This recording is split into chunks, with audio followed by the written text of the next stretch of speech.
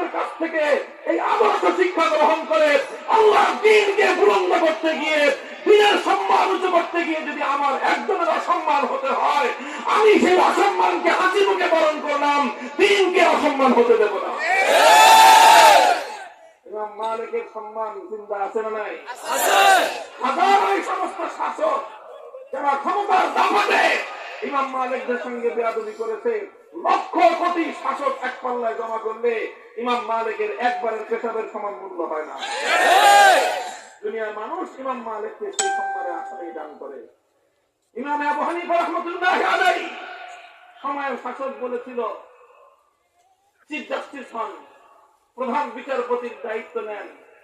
ইমাম আবু হানিফা রাহমাতুল্লাহি আলাইহি চিন্তা করলেন, আমি যদি এখন এই জালেম শাসকের অধীনে সরকারি চাকরি নেই, প্রধান বিচারপতি